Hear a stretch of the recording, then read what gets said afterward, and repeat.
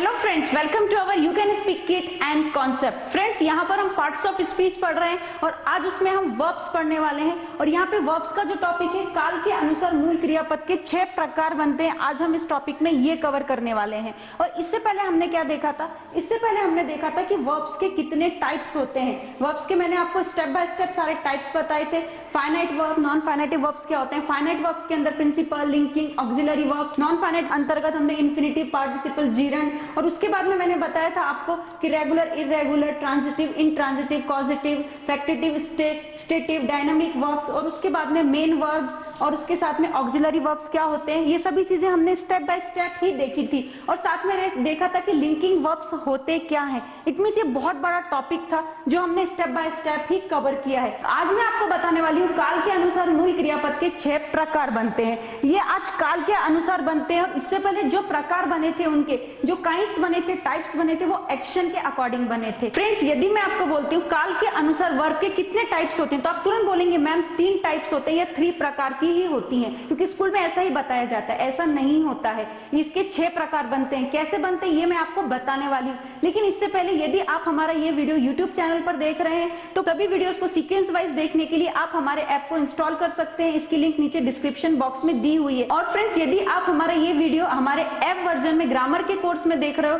तो आपको वहां पे मोर देन 200 से भी ज्यादा आइटम्स मिलेंगे। बहुत सारी हमने एक्सरसाइजेस भी सॉल्व की हैं। तो फ्रेंड्स, आज के इस वीडियो को हम शुरू करते हैं। आज का वीडियो है काल के अनुसार मूल क्रियापद के 6 प्रकार बनते हैं। अभी तक आपने 3 ही पढ़े थे, लेकिन मैं आपको बोलती हूँ 6 प्रकार बनते हैं। कैसे बनते हैं तो उसके लिए आप ये चार्ट को देख सकते हैं। हमने अभी तक क्या देखा था? यहाँ पर आप देखेंगे कि इससे पहले कि किस प्रकार से 6 प्रकार बनते हैं, यहाँ पर आते हैं हम अपने, जो मैं आपको बता चुकी हूँ, फाइनाइट और नॉन फाइनाइट वर्ब। यहाँ पर मैंने आपको बताया था इन्फिनिटिव, पार्टिसिपल, जीरंड, ये हम आगे पढ़ने वाले थे। लेकिन यदि मैं बोलूँ जीरंड क्या होते हैं, पार्टिसिपल क्या होते हैं, इन्फिनिटिव क्या होते हैं, तो इसी को लेकर के हम यहाँ पर आए हैं अपने इस चार्ट पर। आप ये चार्ट में देखेंगे कि ये सभी चीजें आपकी क्लियर हो जाएंगी। तो सबसे पहले हम देखते हैं इन्फिनिटिव। इन्फिनिटिव क्या होता है? Bare infinitive, past tense, past participle, present participle, simple present. इस तरीके से एक वर्ब के 6 प्रकार बनते हैं। अब यहाँ पे सबसे पहले हम देखते हैं इन्फिनिटिव। इसको हिंदी में बोलते हैं मूल क्रियापद। मूल क्रियापद मतलब क्या होता है?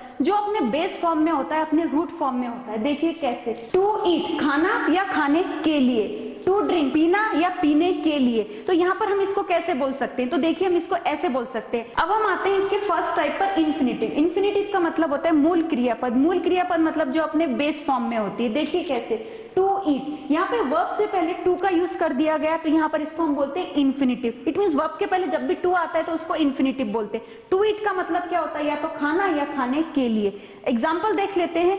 आई गो टू ईट, मैं खाने के लिए जाती हूँ। तो यहाँ पर आपको क्या समझ में आ रहा है कि यहाँ पर मैंने ईट से पहले टू लगा दिया है, तो इसको हम बोलते हैं इन्फिनिटिव। इन्फिनिटिव हमेशा अपने बेस फॉर्म से पहले टू का यूज कर देता है। तो ये हो गया इसका फर्स्ट टाइप। अब हम सेकंड टाइप पर आते हैं। सेकंड टाइप होता है इसका बेयर इन्फिनिटिव। बेयर का मतलब होता है बिना, टू के बिना। टू के बिना यदि कोई भी आपके पास में वर्ब आती है तो उसको हम बोलते हैं बेयर इन्फिनिटिव। यहाँ पे लिखा भी है टू के बिना मूल क्रियापद, जैसे कि ईट। ईट मीन्स होता है खाता, खाती, खाते हूं। अब यहाँ पर जैसे मैंने आपको ऐसे बोल दिया, ईट, खाओ, ऐसा नहीं। यहाँ पर आपको क्या करना होगा? मुझे ऐसा बोलना होगा, आई ईट, मैं खाती हूँ, वी ईट, हम खाते हैं, यू ईट, तू खाती है या तुम खाते हो। तो यहाँ पर आपको ता, ती, ते मिलेंगी। ये हमने डिटेल में जब हमने टेंस पढ़ाए थे तब आपको बताया है। यहाँ पर केवल मैं आपको नॉलेज दे रही हूँ कि यहाँ पर आपको ता, ती, ते मिलती है तो आपको ईट का यूज करना है। जैसे कि ड्रिंक है। ड्रिंक मीन्स क्या होता है? मैं पीती हूँ, पीते हैं, पीते हैं। तो यहाँ पर ड्रिंक का यूज किया गया और लास्ट में ता, ती, ते आता है। यदि आप जनरली बोलते हो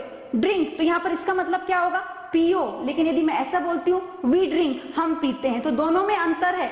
आपको इसको अकेले नहीं बोलना, इसको सब्जेक्ट के साथ लेकर बोलना है। और फ्रेंड्स, ये हमेशा सिंपल प्रेजेंट टेंस में ही होता है। इट मींस फर्स्ट फॉर्म हमेशा सिंपल प्रेजेंट टेंस में ही आता है, वो भी प्लूरल के साथ में। समझ में आ रहा होगा आपको। अब हम आगे आते हैं इसके थर्ड पार्ट पे। थर्ड पार्ट है पास्ट टेंस। पास्ट टेंस मतलब भूतकाल। यहाँ पे हमेशा क्रिया का दूसरा रूप आता है। यहाँ पे फर्स्ट फॉर्म ईट और यहाँ पर आएगा एट। एट मीन्स होता है खाया। मैंने खाना खाया, यहाँ पर क्या लगाएंगे? आई एट फूड, मैंने खाना खाया। ये हमेशा पास्ट टेंस में होता है। आपको समझ में आ रहा होगा। सिंपल पास्ट टेंस में इसका यूज करते हैं और टेंस में ये हमने बहुत ही अच्छे से क्लियर किया है।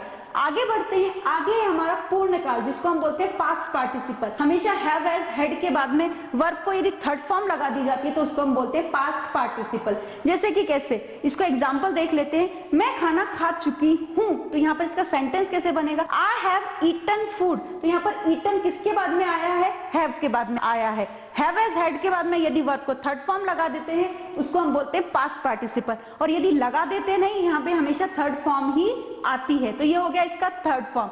अब हम आते हैं इसके अपूर्ण काल जिसको हम बोलते हैं प्रेजेंट पार्टिसिपल या जीरंड भी बोलते हैं। प्रेजेंट पार्टिसिपल, पास्ट पार्टिसिपल या फ्यूचर पार्टिसिपल या इसको हम जीरंड भी बोलते हैं। देखिए यहाँ पर ईटिंग है, अब ईटिंग यदि मैं ऐसा बोलती हूँ आई एम ईटिंग चपाती, मैं चपाती खा रही हूँ, तो यहाँ पर ये हो गया प्रेजेंट पार्टिसिपल। लेकिन यदि मैं आईएनजी को पहले लगा देती हूँ, जैसे मैं बोल देती हूँ स्मोकिंग इज इंजूरियस, तो यहाँ पर ये जीरंड हो जाता है। तो आप ऊपर ऊपर ये समझ सकते हैं कि जीरंड में हमेशा आईएनजी की वर्ब स्टार्टिंग में आती है, उसे जीरंड बोलते हैं, और प्रेजेंट पार्टिसिपल, पास्ट पार्टिसिपल में हमेशा वर्ब सब्जेक्ट के बाद में आती है, जैसे I am eating, I am going, इस तरीके से आती है। और इसको हम बोलते हैं अपूर्ण का जो 5th नंबर का टाइप होता है। 6 नंबर के टाइप को हम बोलते हैं in simple present tense. Simple present tense में थर्ड पर्सन सिंगुलर के बाद में यदि आप एसएस लगा देते हैं, वर्ब को एसएस लगा देते हैं, तो वहां पर इस तरीके से ईट्स बनता है, जैसे कि he eats, Ram Yeats, Shyam Yeats या शी ईट्स, इट ईट्स। तो यहाँ पर आपको क्या समझ में आ रहा है, थर्ड पर्सन सिंगुलर के बाद में यदि वर्ब को एसएस लगा देते हैं तो वो इसका 6 नंबर का टाइप्स बन जाता है, जिसको हम बोलते हैं सिंपल प्रेजेंट टेंस। जैसे आप देख सकते हैं ईट्स लिखा है, ड्रिंक्स लिखा है। तो यहाँ पर इस तरीके से काल के अनुसार 6 प्रकार बन गए। इससे पहले एक्शन के अकॉर्डिंग हमने टाइप्स पढ़े थे। ये टाइप्स बहुत ही इंपॉर्टेंट है। यदि आप टेंस को अच्छे से समझना चाहते हैं तो पहले आपको ओवरव्यू यहाँ पर देना होगा, और टेंस को हमने डिटेल में अपने दूसरे सेशन में बताया हुआ है। तो फ्रेंड्स काल के अनुसार ये 6 प्रकार बन गए। और यदि अब किसी ने आपसे क्वेश्चन किया वर्ब के कितने टाइप्स बनते हैं, तो आई होप अब आप बिल्कुल नहीं बोलेंगे कि 3 प्रकार बनते हैं, अब आप तुरंत बोलेंगे 6 टाइप्स होते हैं। कैसे होते हैं ये मैंने आपको यहाँ पर बताया है। और फ्रेंड्स मैं आपको ये बताना चाहती हूँ, यदि आपके पास में वर्ब का फर्स्ट फॉर्म है तो हमेशा ये सिंपल प्रेजेंट का होता है, वर्ब का सेकंड फॉर्म है तो ये सिंपल पास्ट का होता है, और यदि वर्ब का थर्ड फॉर्म है तो ये हमेशा ही परफेक्ट टेंस का होता है, चाहे वो आपका प्रेजेंट टेंस हो, पास्ट टेंस हो या फ्यूचर टेंस हो। और यदि वर्ब को आईएनजी लगी हुई है तो ये हमेशा कंटिन्यूअस वे में होती है, चाहे वो प्रेजेंट में हो, पास्ट में हो या फ्यूचर में हो। और इसी प्रकार से यदि वर्ब को ऐसे सफिक्स है, जैसा कि आपने यहाँ पर देखा था, तो ये हमेशा सिंपल प्रेजेंट टेंस में हमेशा थर्ड फॉर्म में लगाई जाती है। तो यहाँ पर आप देख सकते हैं, आप टेंस को भी यहाँ पर इजीली समझ सकते हैं। कैसे समझना ये मैंने आपको बताया। वर्ब को देखकर आप तुरंत टेंस को कैसे रिकॉग्नाइज करेंगे, यही इस चार्ट की खासियत है। यदि मैं आपको तुरंत बोलती हूँ ड्रिंकिंग, तो आप तुरंत बोल देंगे मैम ये कॉन्टिन्यूअस है। यदि मैंने बोला ड्रैंक, तो आप तुरंत बोलेंगे मैम ये पास्ट है। ड्रंक, आप तुरंत बोलेंगे मैम ये तो परफेक्ट टेंस का है। ड्रिंक्स, ये कौन सा, ये सिंपल प्रेजेंट टेंस का है। तो फ्रेंड्स यहाँ पर आप इस चार्ट के द्वारा ओनली वर्ब को देखकर भी टेंस का अनुमान लगा सकते हैं कि वो कौन से टेंस का सेंटेंस होगा। आई होप फ्रेंड्स आपको ये टॉपिक समझ में आया होगा। और यहाँ पर मैं आपको इंपॉर्टेंट जानकारी देना चाहती हूँ फ्रेंड्स, यदि आप हमारे इस ग्रामर के कोर्स को देखेंगे A to Z grammar with writing skill, तो यहाँ पर हमने मोर देन 200 से ज्यादा भी टॉपिक्स को कवर किया है। हर टॉपिक ग्रामर के जो भी इंपॉर्टेंट आइटम्स है हमने अपने इस कोर्स में रखे हुए हैं अलोंग विद राइटिंग स्किल। किसी भी एग्जाम में अच्छे मार्क्स प्राप्त करना चाहते हैं, या वो कॉम्पिटिटिव एग्जाम हो या स्कूल का एग्जाम हो, तो ये ग्रामर का कोर्स एकदम उपयुक्त है। क्योंकि यहाँ ना केवल हमने आपके सामने प्रॉब्लम्स लेकर आए हैं, उनको सॉल्व कैसे करना है, वो प्रॉब्लम्स क्यों बनती हैं, ये सभी चीजें भी हमने डिटेल में बताई हैं। तो फ्रेंड्स आपको केवल प्रैक्टिस करनी है, हमारे ऐप को इंस्टॉल करना है और आगे बढ़ते हुए चले जाना है। At last friends, thank you very much.